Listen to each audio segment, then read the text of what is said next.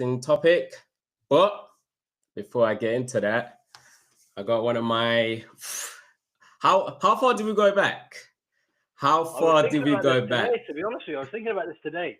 I think the first time we met was like under nines, under tens. So this is going back Yes. a while now. This is going back a while, and I feel bad saying that because I feel very old, having to think back to Paddington Rec days and Benfica, because Yeah. that's where it all started, right? Yeah. And I was thinking, how far have I known Amir for? Oh, sorry. I got my guest name, Amir. Before he's gonna obviously introduce himself and all that, we're just gonna go back to memory lane and talk about how from under nines, that's where we kind of met playing football. And obviously some people just know me as a track guy, as a runner, but they don't actually know me. I started playing football first.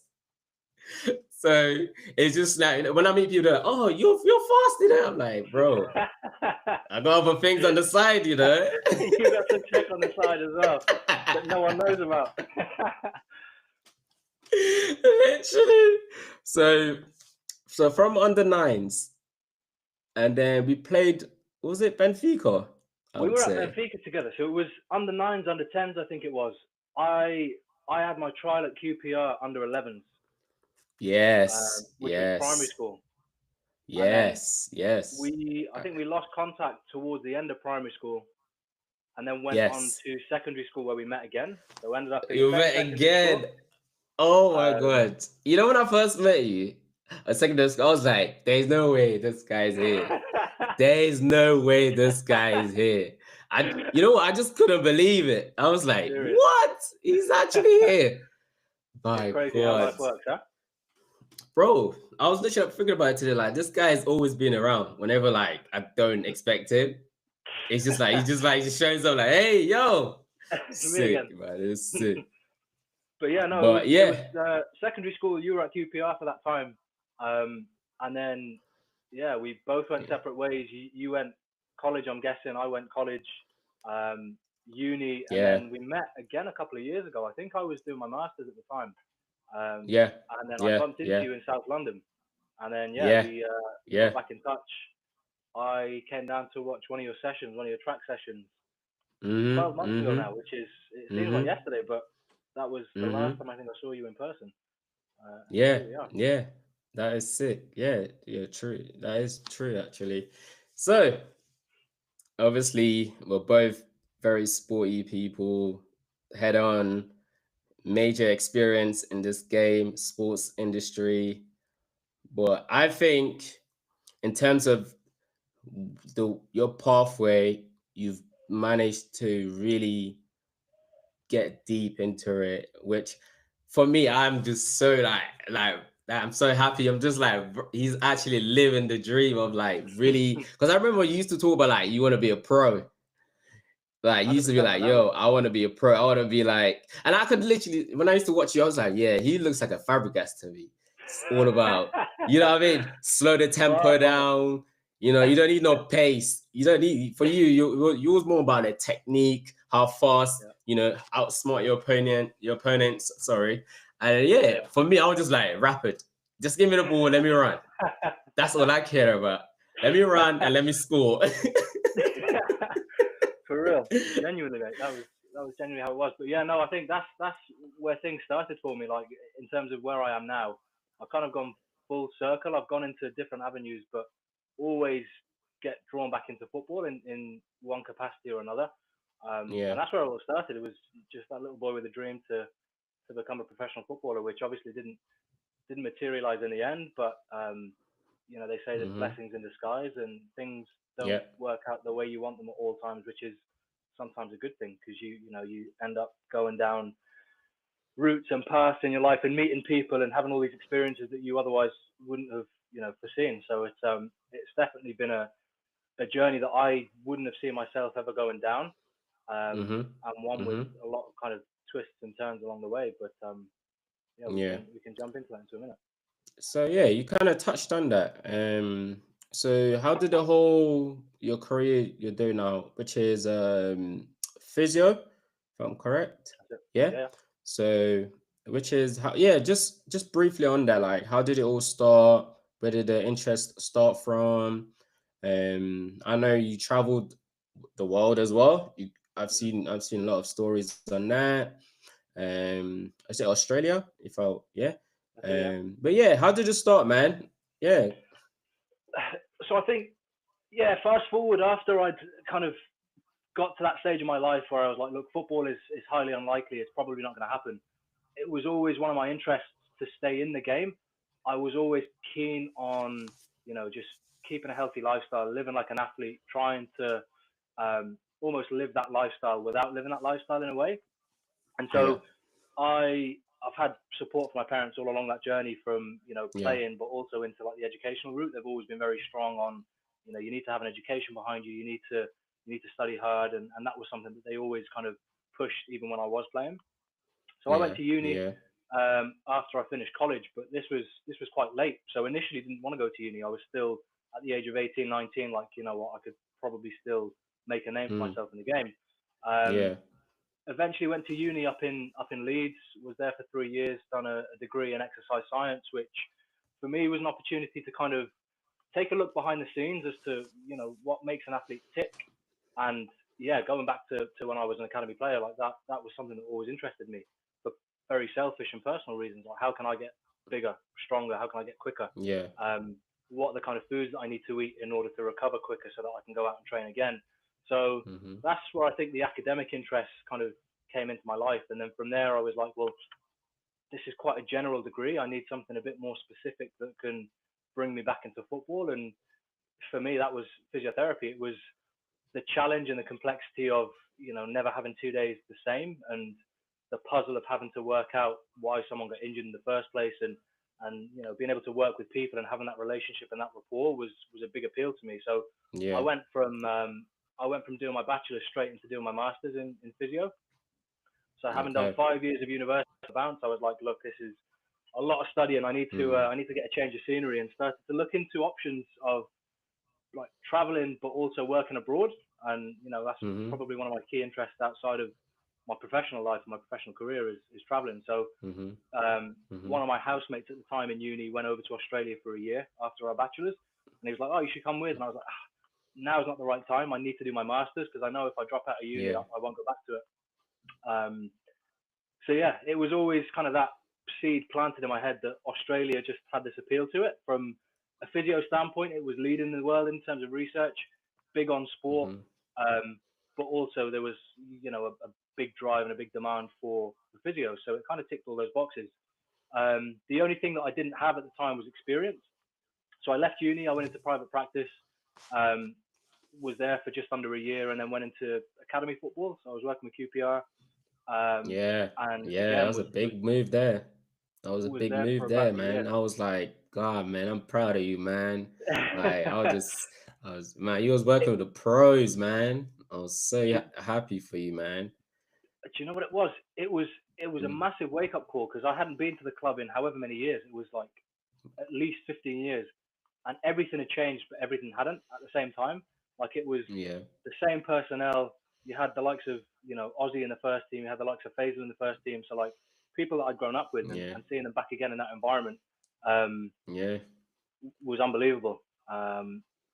But yeah, no, I was Mm-hmm. there for a year, and then the opportunity came up to move to Australia, and was there for just under a year. Was working uh, in a number of different kind of areas. I was working in private practice, was working in football, both men and women's football, and that's Yeah. kind of how I ended up doing what I do today, and probably ties in nicely to the theme of the show. But Okay. if I Yeah. kind of just rewind a little bit and give you a little bit more context, so before I went over to Australia, I didn't know anyone. I didn't have any contacts. And I said to myself, right, I'm going to go on LinkedIn and I'm going to research the name of all the clubs in the A League, and I'll just reach out to people who are physios and sports scientists, S&T Mm, coaches, and see if there's anything going. And there was mm-hmm. one guy who got back to me in Melbourne, and he was like an S&T coach slash physio who worked out of Melbourne for one of the A League teams. So when I went over there, I had a coffee with him, had a chat, just kind of talked about our experiences growing up, how we both got into physio. Um, and at the end of that coffee, we found out that we'd had a lot more in common than either of us knew initially over message. He brought Yeah. me down to his Yeah. clinic, and he was like, there might be a vacancy here if you're interested. And so I was like, yeah, I'm going to do a bit of traveling before I settle down, and then who knows, I might end up back in Melbourne, and I could take you up on that offer. Yeah. So I eventually got a job at his clinic, which specialised in like ACL rehab. And in my career up to that point, I hadn't seen or dealt with the volume of ACLs. And I was like, this Wow. is actually really interesting. You're working with Wow. kind of semi-pro, pro athletes who've had ACL injuries. They're there for kind of the full spectrum of rehab from, they've just come out Mm, of the operation room, all the way back to, mm, getting back out on the grass and wanting to be fit mm. again. So that was my first real insight into like ACLs and women's sport, and particularly women's football. Yeah. My visa was Yeah. coming to an end, and I eventually came back home. Was looking for a job in football again, and one popped up in the WSL, so in the Women's Super League with one of the teams there, and I've been Yeah. there ever since November 2024. So that's me No, up to man. date. That's a journey. That is an Yeah, incredible journey, man. And honestly, you should be proud of yourself, man. Just taking it in and just going with the flow, I guess. I mean, that's sometimes what life is all about, isn't it? Just discovering the unknown and then just everything just happened to click at the end for you. Ah, 100%. man, incredible. And just tailoring to obviously, you spoke a little bit about women there, which is what the show is going to be about, the rise of women sports. But we can, focus more on the football aspect, which is something more very knowledgeable, both of us. So, but obviously, I will try, fit in athletics as well and some of the topics. And Mm. just from a standpoint, me just saying to you, the rise of women's sports, what is like the first thing that comes to your mind on that? Like, That's a tough question. Where do I start? yeah. I think the first thing that springs to mind is the success of England in Hmm. women's sport in this country, particularly this year. I mean, you look at the Lionesses winning the Euros, you look at the Red Yeah. Roses winning the Rugby World Cup. So yeah, the success that has kind of come to the forefront, particularly in this year, just highlights the work that's going into women's sport, and particularly in Hmm. women's football at the minute. Um, Hmm. Yeah. it's really kicked off. It, not just here in England, but I mean globally. You're seeing a lot more Yeah. investment into facilities, Hmm. into research, into kind of rehab and performance. And there's been a massive shift, I'd say, from kind of 20 or 30 years ago to where we are now, and a shift, positive shift at that. Yeah. No, 100%. Let's start big. It feels like women's sports for me was on the sideline for me. Yeah. But now it's kind of like on the center stage lately. You've got the likes of pundits, Ian Wright, who's quite big on it, a very expressive character in the sports industry. He always talks about, women, how great they are, how amazing they are. Hmm. Yeah, what's your opinion on him? What he's been saying lately about women's sports, and even to see the league itself a major transformation this year. It's got a whole new, branding, I would say. I've seen Hmm. on Sky Sports, TNT maybe, and even the Arsenal team itself. They've kind of like taken over the main stadium. So that's I think that's like their home games now in the That's Arsenal right. stadium. So yeah. That's it. Yeah, they play out of the Emirates. Going back to your first question, I think Ian Wright has been a fantastic ambassador for women's football. He's always been very supportive. Um, he's been great at kind of shining a light on women's football, and being um, Hmm. encouraging and optimistic towards it. And um, I think that probably ties into a bigger issue around women's football in particular, is that thankfully we're seeing a culture shift and a change in people's perceptions, and particularly men's perceptions of the women's game. Um, Again, kind of going back kind of 20 or 30 years, there'd be this negative connotation towards, well, why are women playing football and they shouldn't be playing it, and it's not the same as men's. But um, thankfully, we're taking steps in the right direction. And as I say, Ian Wright is Yeah. a phenomenal ambassador and someone who has a huge voice in the game to be able um, to lift it and put it in places that it deserves to be. Yeah. Yeah. Yeah. And one of the things that actually surprised me when I looked at the finance, like what's it called again? The finance something, it's finance time or something like that, where I Hmm. saw the review, like review ships, and obviously the numbers it was making over the years, sort of shocked me. I said, wow, where it's not something you really notice or pay attention to, if I'm honest. It's not something I'll just go on Google and say, oh, how many people are watching women football? Yeah, But now I'm hearing a lot more. I'm sort of like, you know what I mean? Eyeballing it, maybe, or just looking at it in a little way, like, okay, let me see what's going on over there, you know. yeah, definitely. And I just think like that's what you, took me. obviously, I've seen. Go on, sorry, yeah, I was going to say, sorry, that's what took me by surprise. So I remember um, my first game at Spurs. I think it was a yeah, home game, and we play at Leighton Orient Stadium. And I was yeah, thinking, again, like this was my first exposure to the WSL, um, and I didn't really know what to expect. I didn't really know what to think in terms of turnout, in terms of support, and I was mm-hmm, shocked. I was surprised by the number of people that were there, both men, women, families, kids, and I was like, whoa, there's a lot more support behind this than I thought. Then you fast forward a few weeks, and we're playing at the Emirates, and again, I'm like, yeah, okay, we're playing at the Emirates, but like, surely man, we're not going to get that's a full sick, turnout here. Like, it's not going to be a sellout game. And to my surprise, it was. yeah, Um, and it's incredible. Like I say, the growth at which it's happening, it's like unbelievable. The trajectory in which it's going at the minute is mm. phenomenal. Like it's growing and growing rapidly, which is amazing to see, and amazing to be part of as well. So what do you think is has fueled this recent growth and the interest around women's sports? Ooh, I think there's a few reasons behind it. I think the baseline would be kind of the financial investment that's gone into it.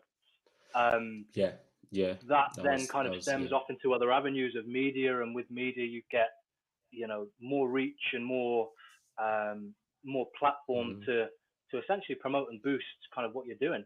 Um, I think the other big thing is the ambassadors within the game. So like I could mm, name a few girls from our team who, aside from being phenomenal athletes on the pitch, are just amazing humans. They're just yeah, amazing people because of yeah, their backgrounds. And again, I think it would be nice to just touch on this, but I don't think it's appreciated enough in women's sport. But again, talking about my experiences of women's football, like just how incredible these people are. So like mm, obviously myself and you have grown up in academy football, and we kind of know that when you're in that environment, you're yeah, very tunnel vision. Like all I want to do is yeah, be a professional footballer, and that's all I'm going to live by, and that's all I do during the week. And um, young boys get to the age of 18, 19, 20, 21 even, and that's literally all they do. They've got no interest in yeah. academia. They've got no interest in setting themselves up for anything else. But as I say, some of the That girls is that I work true. with now have got degrees in law and a study in finance Really? and have worked full-time jobs as teaching assistants or teachers, as well as playing football on the side. And like Wow. better than anyone what it's like to be in sport full time. The demands physically and mentally to have to do that and give everything, and then have to wake up the next morning and get yourself prepped to go into a full a 9 to 5 is unbelievable. And that's Yeah. why I just think they don't get the level of respect that they deserve. Wow. So we're saying right now there are some who have another profession as well as playing At this football. point in time, not anymore. It's unlikely to be seeing that in kind of the top 2, 3 leagues. But 10 years ago, that wasn't uncommon. Like you'd have players Yeah. who Yeah. needed to work because of the salary that they were getting, and the money they were on wasn't enough to kind of make ends meet. So um, again, that probably just ties back into how far it's come and how quickly it's growing in that such a short space Mm, of time. mm, mm. Um, I think the final thing as to why it's changing, I think going back into like the cultural shift, I think more and more people are starting to appreciate that although it's the same sport, it is different. Like, especially for me as a physio working in that environment, it's naive to think that all you're doing is a similar rehab that you do for a man and then just applying that in the case of context of a Mm, woman. Like, mm. it's been a big eye opener for me trying to develop and understand, you know, understanding Okay. the menstrual cycle and how that can impact someone's mood or someone's um, strength and power in the gym, and how that needs to be accounted for and facilitated to make sure that you get the best out of that athlete. So it's been a real eye-opening experience. But again, I think that's where more and more research is starting to come through, that it's more specific to the female population, the female athlete population, which in turn helps the quality of the performances and the standards to go up, which in turn generates revenue because the quality of performances goes up, and then more people want to watch it, and so yeah, it grows like that. Yeah. No, you kind of touched on that, which kind of raised my eyebrows a little bit. It's just the physical aspect of it, you know. Whereas I think for me, the reason maybe I wasn't watching women's football it was because it's the intensity, the pace. It's not as exciting as the men. The unexpected, the you know what I mean. With men's football, you can't predict what's gonna happen. You know, with women's football, you can like there's a split second you can kind of see there's a man there you can pass to, and it's kind of like okay, then she passes to the man, you know. But now after I would say after maybe like the World Cup, Women's World Cup, Hmm? it's more it's, it's built a lot of pace. It's built a lot more like, oh, how are they getting stronger? How are they getting faster? How are they getting what type of training are they doing? What type of physical work are they doing? Is there something like you can pass more onto that? Is it why is it all of a sudden like there's like it's not as fast as the men, but it's becoming a bit more faster in my eyes. Yeah, absolutely. I think in terms of, again, kind of giving you some insight into kind of what I do day to day, and hopefully that answers your question. But like they're full time, so the athletes that I work with are full time, so they're on a full Yeah, time yeah. training program, and that means that they've Okay. got gym programs, they've got nutrition plans, they've got psychological support if needed. That's their job. That's what they do for a Mm, living. Um, yeah. so I mean, typically what we'll do is we'll bring them in for pre-season. We'll do a full battery of tests, and we'll understand that individual athlete, and we'll profile them, and we'll say, okay, this is where you are from like a flexibility standpoint. This is where you are from a strength standpoint. This is where you need to be in respect or in relation to other athletes who are in your position or in your team. And then can we provide you with a training plan to try and bridge the gap and get you closer to where you need to be? Yeah. Um, Yeah. so I think that is probably the biggest um, the the biggest reason why we're seeing more or like a bigger development in terms of like just the physical aspect of the game Okay. is that it's Yeah. become full time, and that hasn't been something that's been there for a while. Um, and in turn, obviously, anyone on a physical development program will Yeah. develop and be a better athlete. Yeah. So Yeah.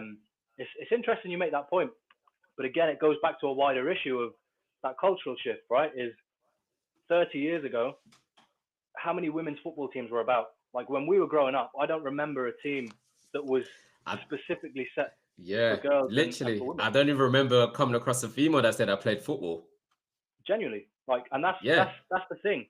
So imagine if you haven't got dedicated teams for girls, you haven't got Yeah. dedicated um, academies for girls, then we aren't in a position where we can start to develop them in the gym. And whereas, Mm-hmm. the likes of yourselves, you would have been in a gym at the age of 14 at QPR, for example, and you would have Yeah. been Yeah. introduced to lifting patterns, and you would have been introduced to testing. So what you otherwise would have been introduced to as a teenager, some of these athletes haven't been introduced until their late teens or possibly their early 20s, where because Mm, they've been in okay. different occupations or been balancing a full-time job as well as that, they haven't had the man hours or the time to dedicate towards that physical development. Okay. But again, thankfully, we're taking a step in the right direction, and that we do have academies, and we do have teams, and we do have infrastructure and facilities in place to be able to instill these things and instill them early.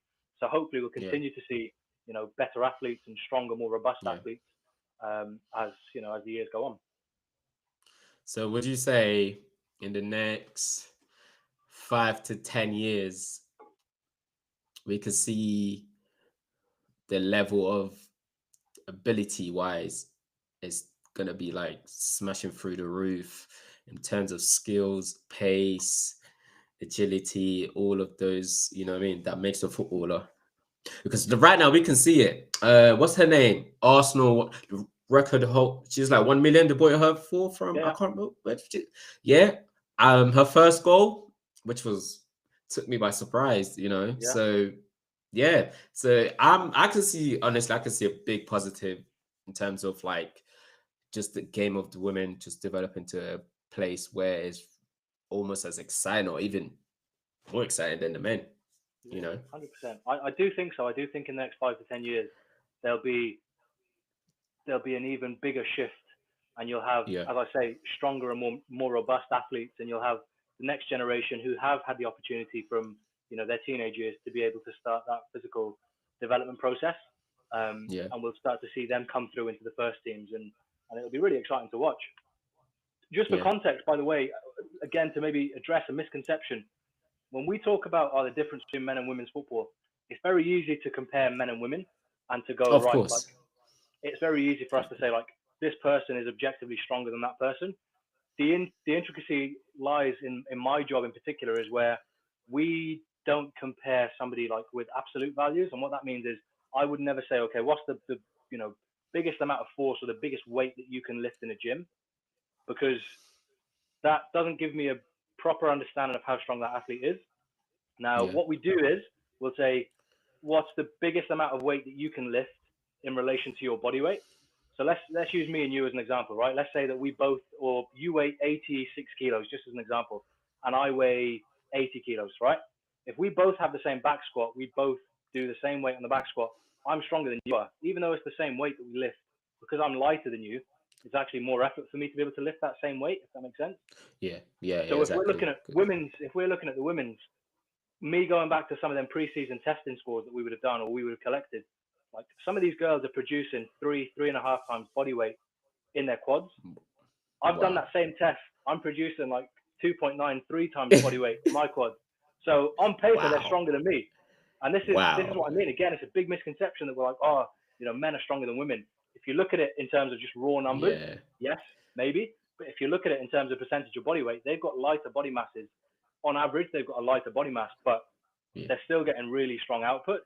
Um, Wow. yeah, I just wanted to put that in there just for a bit of That's kind of context. sick. And I would have never known that. It's the that's other thing is, sick, man. That's the other thing I was going to sick. say is we done testing the other day, and it was like Mhm. 40-meter dashes. I couldn't tell you timings, but I'm just saying, like, there's a few of the girls in that group who Oh are yeah. rapid, and I'm thinking, like, Right.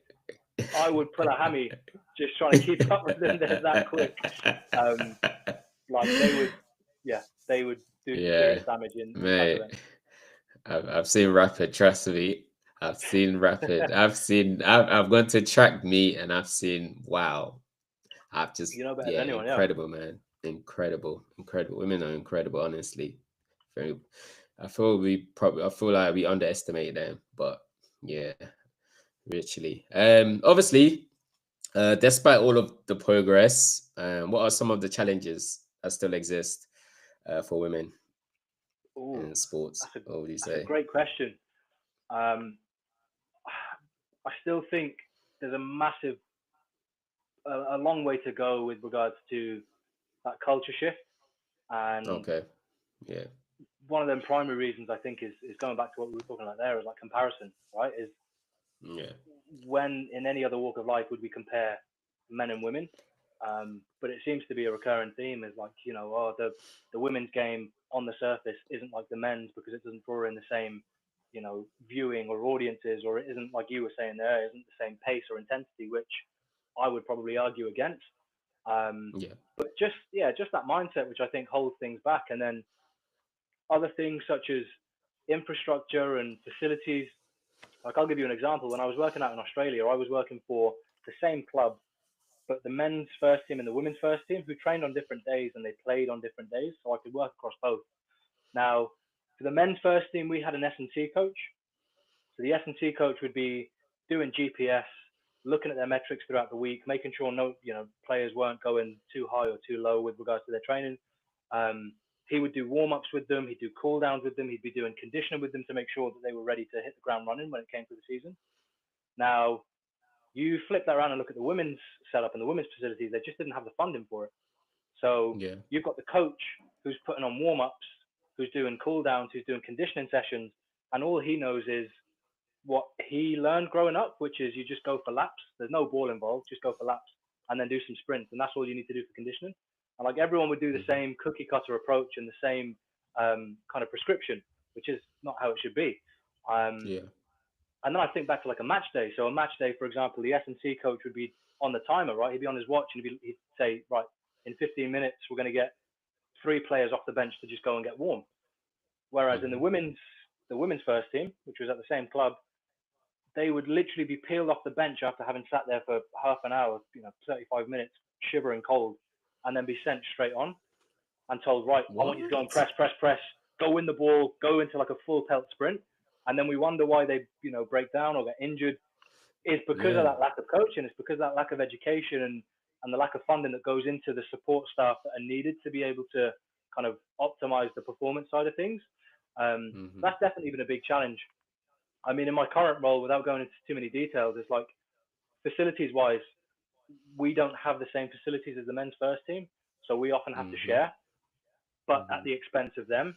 So let's say, for example, we wanted to have access to the pool to do a recovery session. We don't have open access to that. That's not something that we can go in and use whenever we like. It's based around their schedule.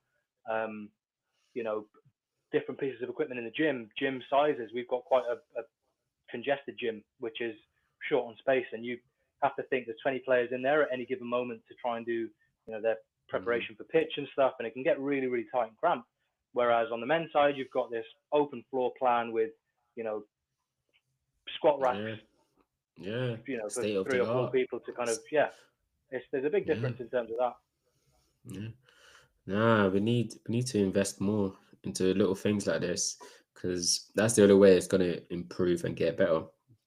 Um, just treat because I would say for track in terms of the way women and men work together is quite equal.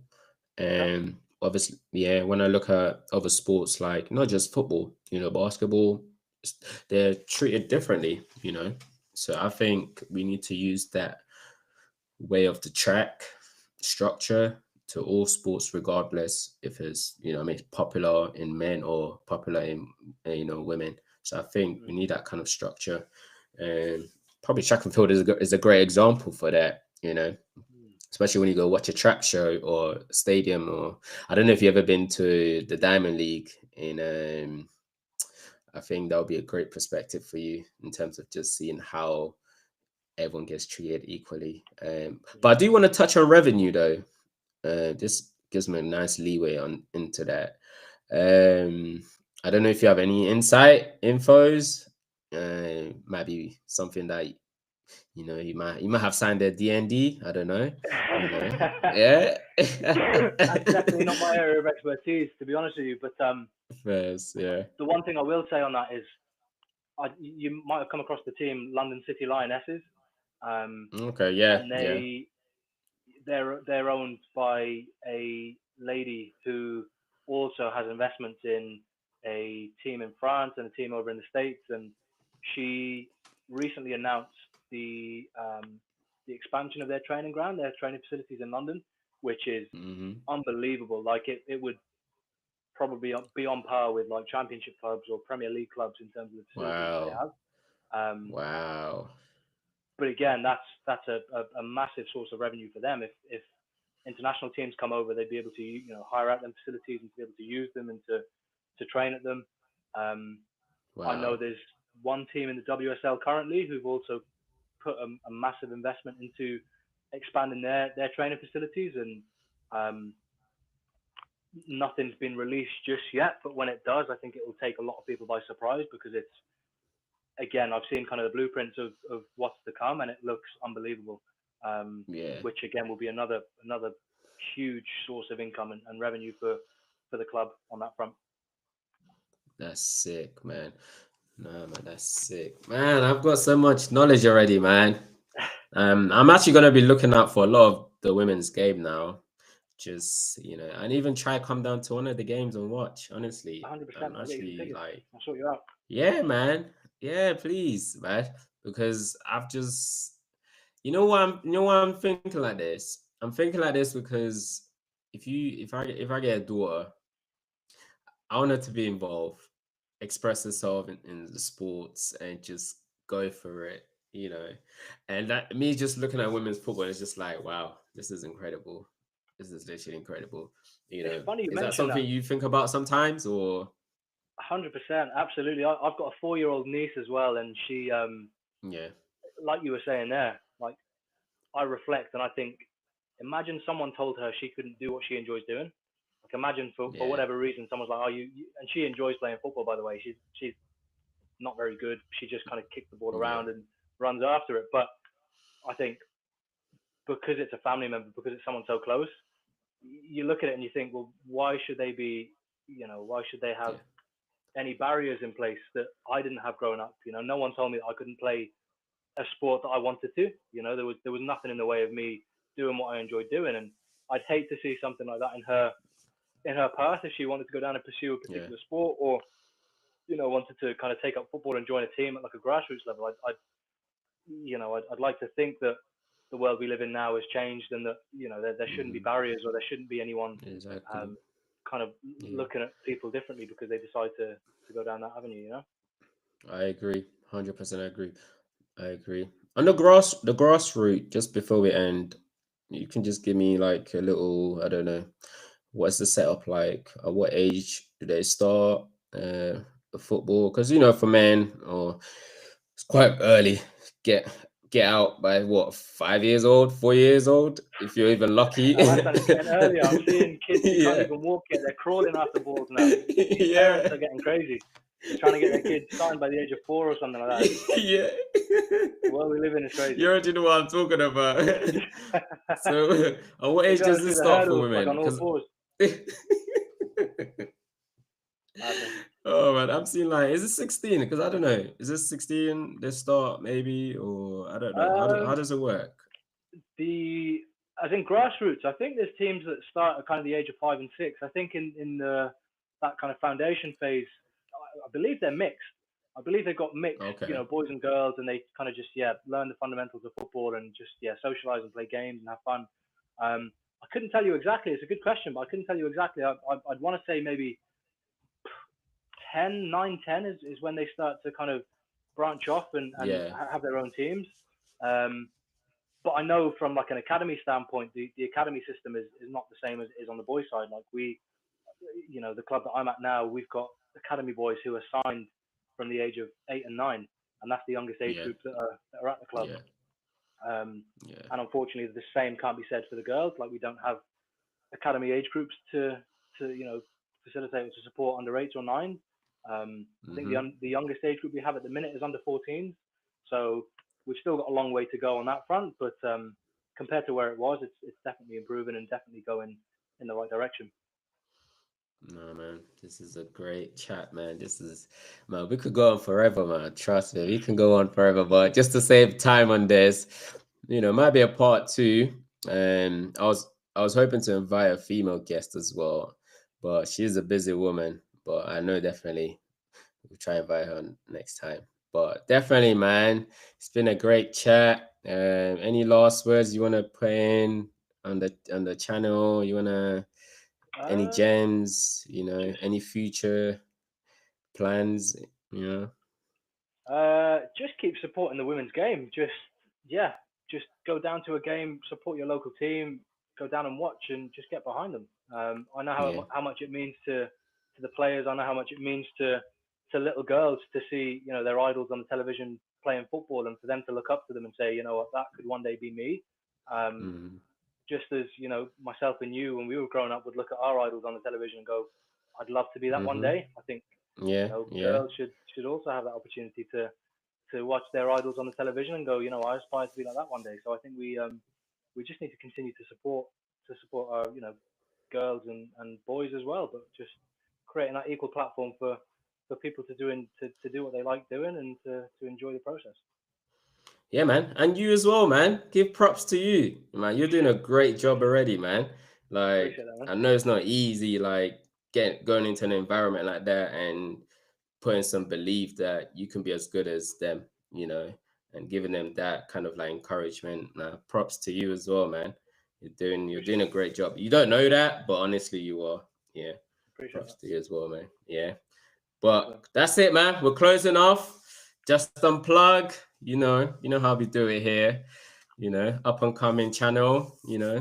But people, I'm gonna be doing a lot of live streams like this, bringing guests on, like Amit, and yeah. But this is not his last time. Next time we could be talking about something completely different to this. Where we have a lot more people in the panel, and then yeah, man, chop up a few things and catch up on things. Well, Amir, we need to catch up, bro. Yeah, 100%. Let me know when you're we free. need to. We'll go grab a meal or something. We'll do something. Yeah, man, 100%, man. We need to catch up. Yeah. But Absolutely. guys, thank you so much. Make sure you like, subscribe, and I hope you enjoy this pre-recorded live stream. And yeah, I'm gonna catch you lot on the next one. Yeah. Peace out. Appreciate the invite. Thanks, Alison.